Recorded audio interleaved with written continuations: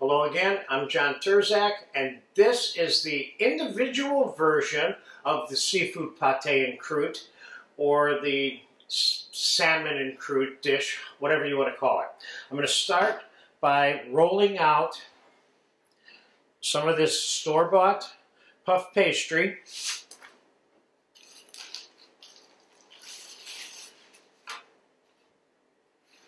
I don't want it quite as thick as it comes from the store, but I'm not going to roll it out a tremendous amount either.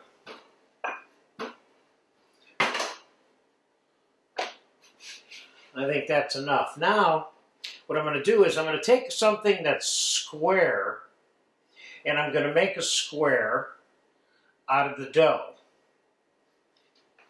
Because when it's all said and done, we're going to have a little star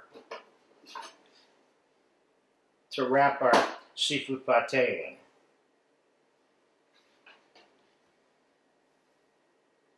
It's very important that it is a square because, as you will see in a minute, it all has to wrap together.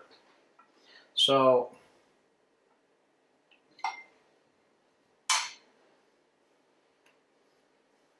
let's start by putting a splash of egg wash in the middle on the bottom.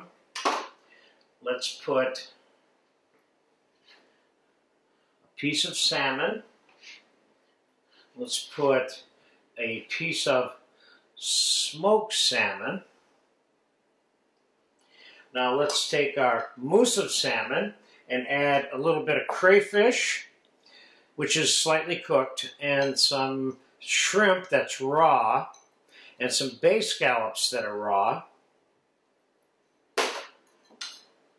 and make ourselves a little, what they call a farce, or a paste, if you will, which is what qualifies this as a pate and croute, which means that pate also means, besides many other things, in terms of different preparations, it also means paste wrapped in pastry and baked. So let's put a little bit of this on top of this. I'm going to save the balance of this to make another one after we're done shooting this. Now let's take another small piece of salmon, which I have. These are thin pieces of salmon. Put that over the top. I'm keeping this as a circle here. Then I'm going to put another little piece of smoked salmon on there.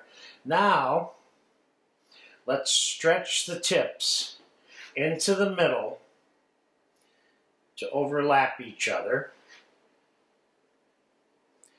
like so, okay?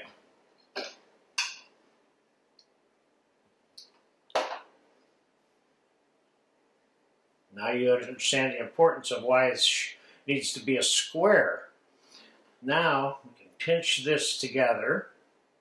And what I'm going to do is I'm going to cut a cap for the top out of the puff pastry.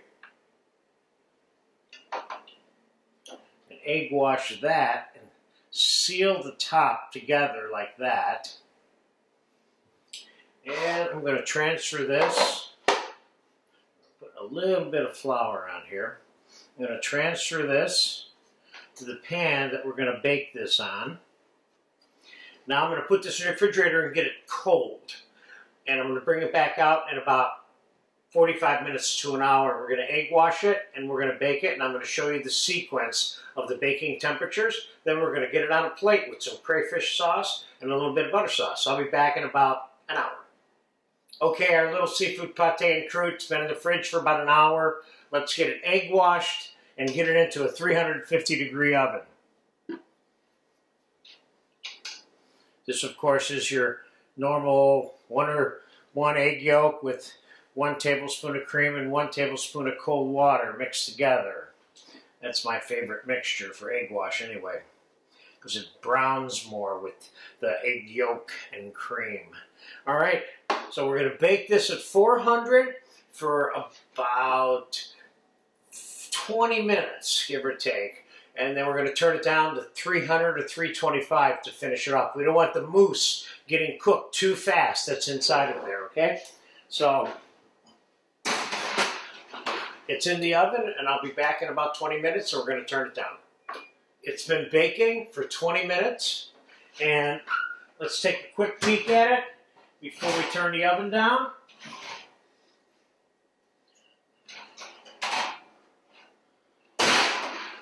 As you can see, it's popping right along.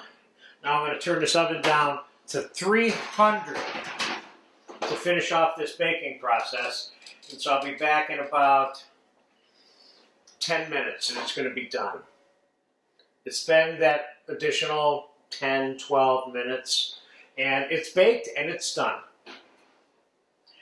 Keep in mind that this one cooks faster than the version that's baked in a loaf. So, as you can see, this looks pretty good. Let's put her on a plate.